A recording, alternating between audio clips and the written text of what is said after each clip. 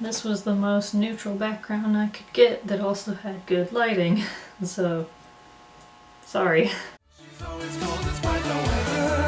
She needs sun. She's okay. Oh, you think she's had enough? It's not enough. She always wants more. She always wants more of my leather and my fur and my nails. Hi guys, my name is Billy and I'm a Silly, and this is Billy's a Silly. And today I'm going to be talking about some various Disney tips and tricks, how to save money, how to meet all these characters you want to meet, just like general tips, I guess. So I'm going to try to break down this video into a bunch of different topics. On-site versus off-site, which is better, the Disney meal plan, should you fly or drive, character meetups, parades and fireworks and rides, best time to go, general tips, what to pack. So I'm going to try to put all of my money saving tips here first. So because I assume most of the people watching these videos are people that are considering going for the first time, so I want to try to help them save money as much as possible.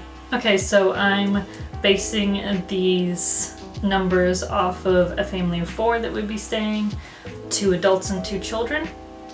So, and also I got the majority of all of my information from these Disney vloggers. I'll link them down below in the description if you want to read more about this. They are also way better at explaining the Disney meal plan. So, the way to save the most money on your Disney vacation, the budget, I guess you would say, is for 3 days in a park with no park hopper. The tickets are $1,127.80 for 2 adults and 2 children. This is without a park hopper, so that means that if one park closes, you can only go to that park for that one day. I highly recommend the park hoppers though, because some places close earlier than others. Some places have multiple shows during the day and you just can't make it to all of the shows. So let's say that you want to go to Animal Kingdom for the day, but it closes at 7 and there's other stuff going on in Magic Kingdom. So you can get a park hopper and go from Animal Kingdom to Magic Kingdom. The next tier up is the value tickets. This is for 5 days, which I would really recommend at least 5 days going to the parks. This is without the park hopper. It is $1,245.80 for 2 adults and 2 children. All of these are for 2 adults and 2 children. The moderate tickets are for 5 days with a park hopper is $1,485.80. And the deluxe, which includes water parks, is $1,597.80, and I believe that's for 5 days. I never really go to the water parks just because I live in a place that has water parks already. If you want to go to the water parks, do whatever, man. The cost of tickets actually goes down the longer that you stay. So the best value you can get for tickets is if you stay from a 7 to 10 day trip. Next is the hotels. I'm going to tell you how you can save the most money in your hotels. The cheapest hotels that you can stay in are the ones that are off-site. That's about $40 a night. I would strongly suggest at least a 3-star hotel because Orlando can be sometimes shady. So, and also I would try to find one that's close enough to the park that you don't have to drive a whole lot, because I didn't factor in rental cars or parking costs or anything like that. Plus a lot of these off-site hotels have hidden fees, so I'd be wary of that as well. The next one I'm going to be including is the value one, but this is for an on-site hotel during the off-season, which is around after summer areas. So from about August until Thanksgiving, basically. Not including Halloween. Halloween is pretty big as well. For a whole week, I think would be about $504, but that is not factoring in food costs or anything like that, or a rental car. But if you're staying on site, most of the time they already offer buses or monorails, or you can even walk to your park, whatever. The moderate one is basically the same thing, it's just a tier up in the hotels. So that one would be $787.50 for the whole week, I believe. And lastly, they have the deluxe hotels. These will be more of like the villas, stuff like Animal Kingdom Lodge, the really pricey ones. Those will get up into the thousands, about $1,740.63 but special times offer special discounts. So if you want to go, I would very much recommend going in the off season, because that's probably when they'll have the cheaper ones. Next off, I'm going to be discussing food and how you can save money for food. If you are going for your first trip and you really want to save money, I would not recommend the Disney dining plan unless your family is like a really big eaters or they have expensive tastes, stuff like that. So yeah, the cheapest option is to bring your own food, have a big breakfast in your hotel room, and then when you get to the parks, bring lots of snacks, bring bottles of water. What we did is we brought bottles of water, and then when they would empty during the day, we would go by fountains, fill them up, and we just carried those around. So we didn't have to buy any bottled water, and we didn't have to buy any snacks. This is, of course, where you just eat at the quick service places, which is basically places that you go up and you order your food and then you get it and go do whatever. Per person, I would say the meals there are about $10 per person. So if you're a family of 4, I would say like $40 per meal, and you'd probably get 2 quick service meals a day. So, but then again, you could also eat dinner in your hotel if you want to turn in early. If you're going with the cheapest option, you would probably go back to your hotels early anyway without a park hopper. So you could turn in early and just order room service or eat your own food at your own hotel, stuff like that.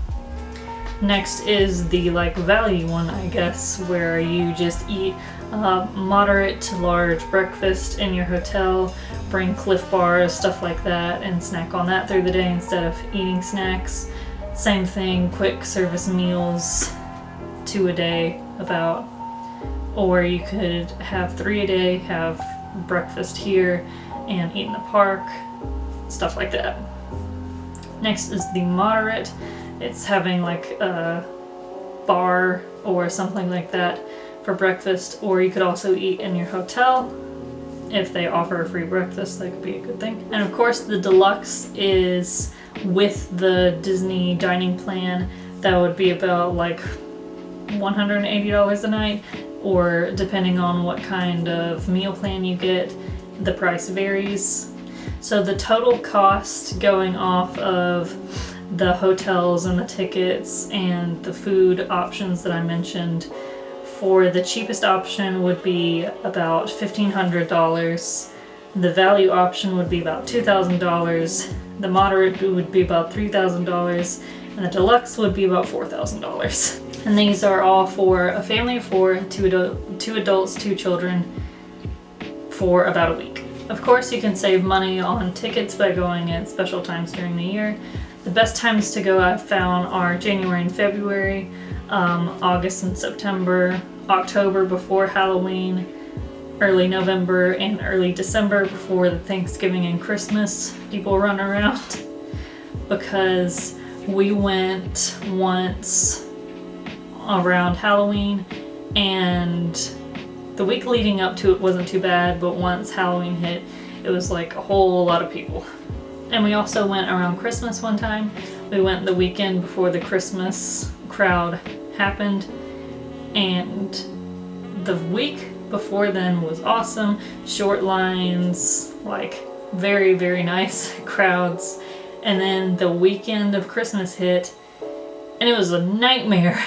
We waited like an hour and 30 minutes to get into Haunted Mansion, and Haunted Mansion has a continuous cycle, so that should give you an idea of how long we waited or how bad the crowds were. while I'm talking about the best times to go, what you should pack should probably stay about the same. Always pack sunscreen, water, t-shirts, extra shoes in case of rain because you never know, Florida weather is crazy. And with extra rain, you'll need to bring ponchos or umbrellas, stuff like that. Jackets or overshirts just in case it gets cold, because the last time we went in October, it was cold this one morning and then it was up in the 80s near the midday and then it was back in the 70s, and I would very much recommend sunglasses always. You don't realize how much you need sunglasses until you don't have any sunglasses and the Florida sun is bearing down on you. You can't see. Pros and cons for on and off-site hotels. For on-site, it's way more convenient. I think you just get there and then you don't have to worry about transportation for the rest of the trip. You always have a monorail or a bus, or you can just walk straight to the park. It's not really a big deal. You don't have to pay for a rental car. If you're flying in, they have the Magical Express, which will take you straight from the airport to your hotel, and that's always been really cool to me. Another pro for staying on site is they offer extra magic hours. These are times before in the morning and during the evening for resort guests to come in before the normal crowd. Another thing is they offer fast passes earlier.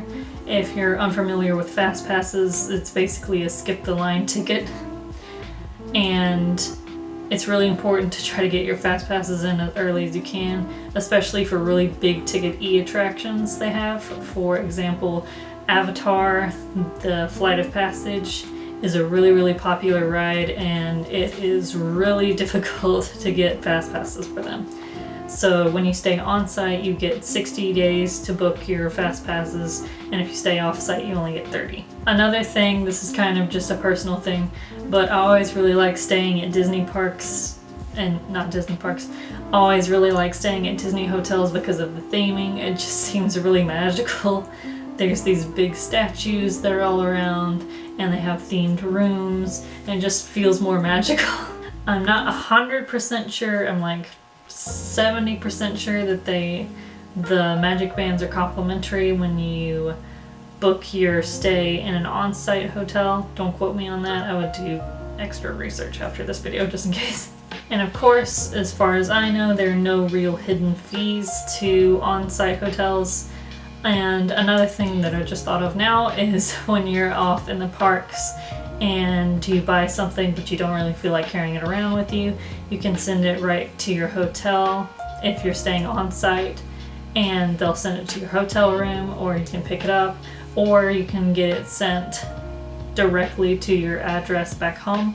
If you fly in and you can't put it in your carry-on bags or just your regular bags, if it's something fragile or something like in the UK where you can literally buy swords.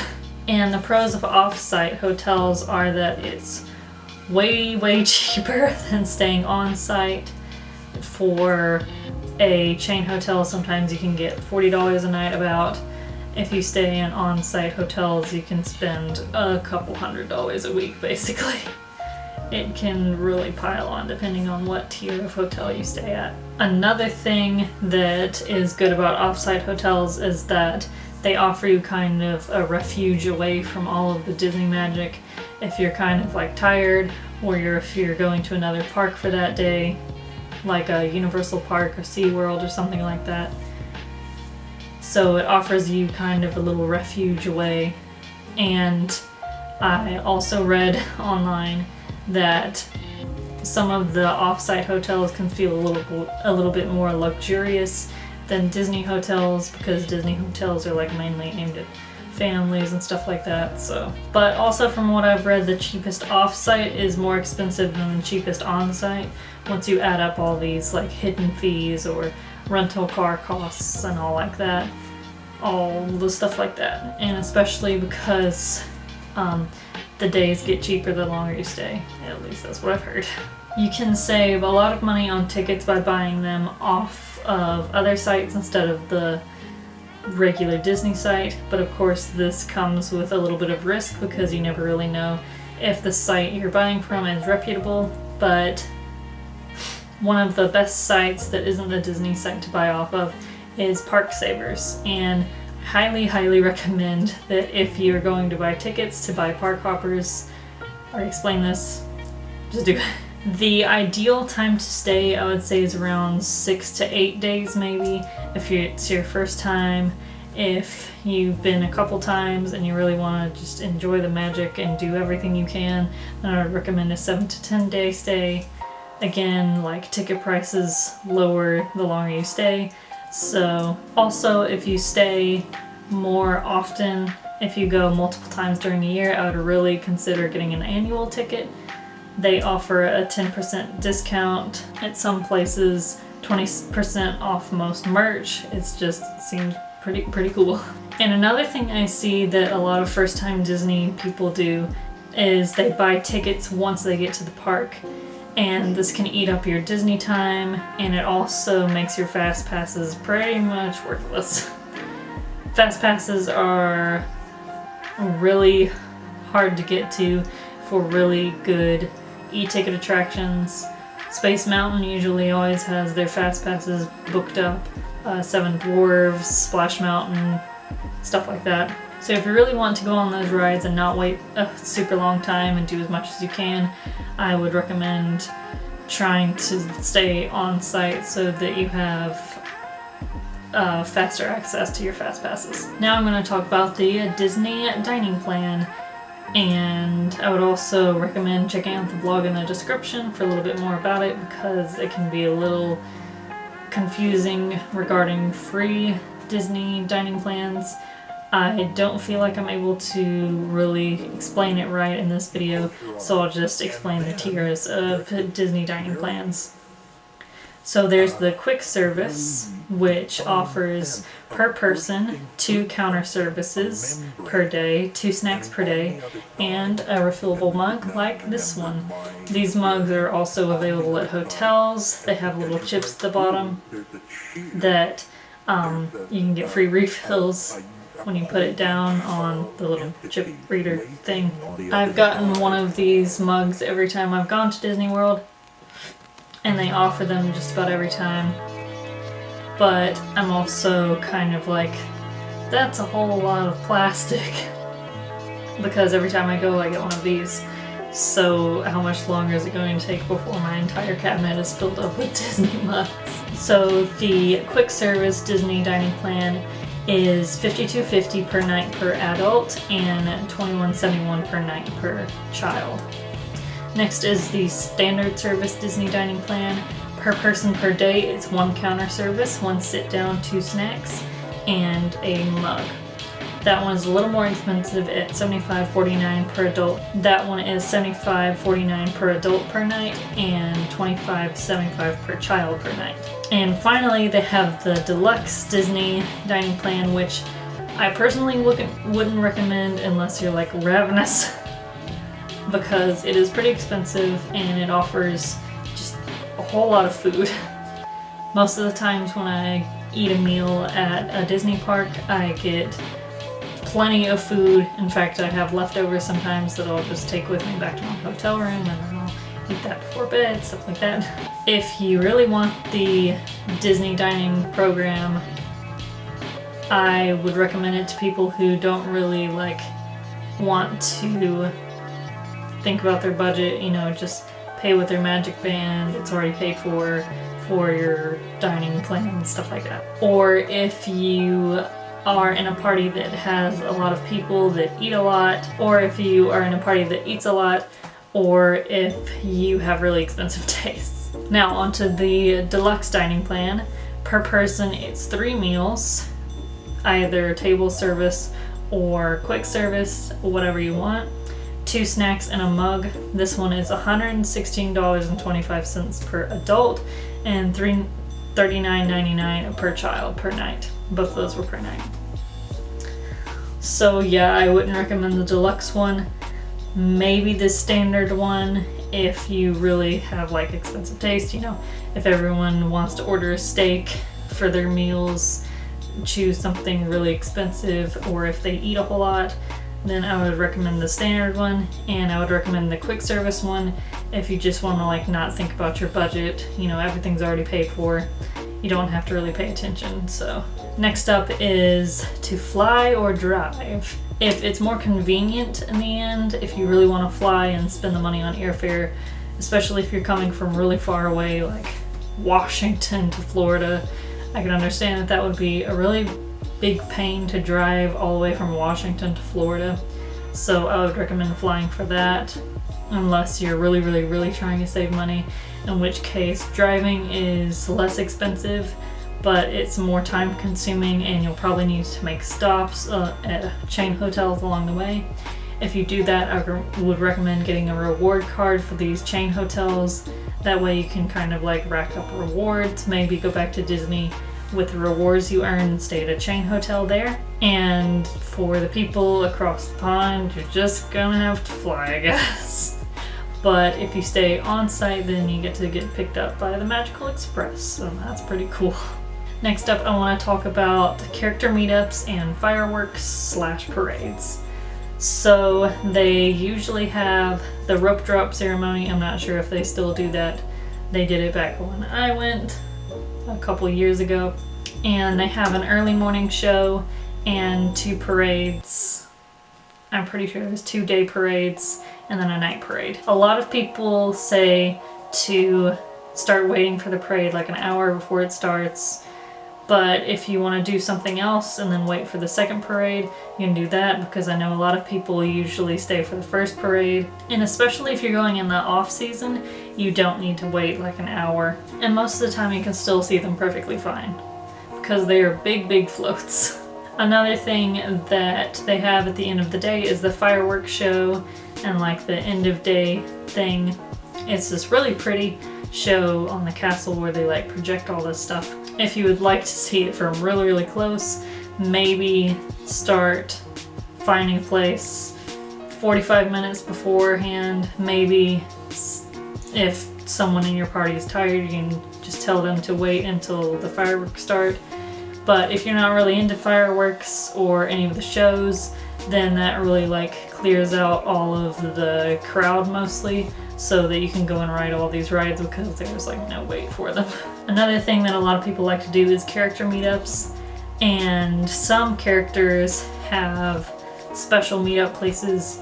Mulan, for example, is only, as far as I know, is only able to be met in Epcot in the China Pavilion. I believe Tiana and Rapunzel, their only meeting place is in Magic Kingdom, where Snow White's Wild Ride used to be. I would very much recommend doing research into this, because you never know when certain characters will be there, and they all have certain costumes during certain times of the year. So if you want to go during Halloween and take a picture with Goofy or Mickey all dressed up, then I would recommend searching that up beforehand.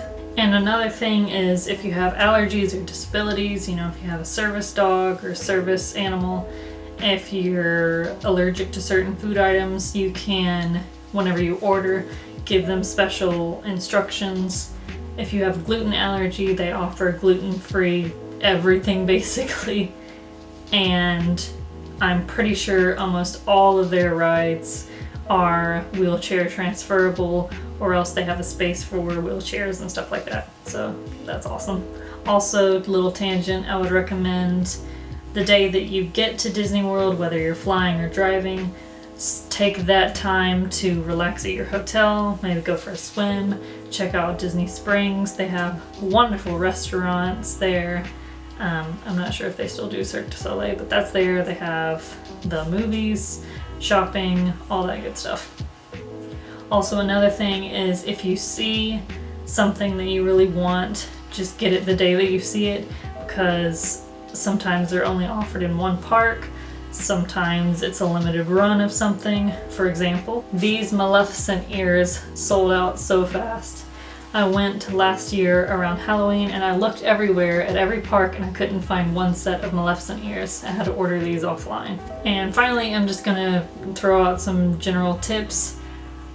I would not recommend bringing really small children to Disney. They're not gonna remember it, it's going to make it a little bit harder for you, especially if you bring babies. I see people with babies and they have to push them in strollers because they're not old enough to walk. It really slows you down, and it's especially inconvenient if you have older children. So I would say if you have a baby, just wait a couple years, and especially if you're going only once, wait until they're old enough that they're tall enough to ride every ride. And another just general tip, if you're going to Epcot during the Food and Wine Festival, I think that you can pool all of your snack points if you have the Disney dining program, and you can kind of spend all those in one day. So yeah, not 100% sure that you can do that, but that's what I read online. So yeah, by the time this video goes out, I'll be packing to go to Disney World because I'm going to Disney World next week, the whole week. I'm really excited, can't wait, 2 days. Thanks so much for watching. If you want to stick around for my vlogs, they'll be coming out. My next video should be a vlog. Thanks so much for watching. I hope that this information was helpful to you, and I'll see you next time. Bye!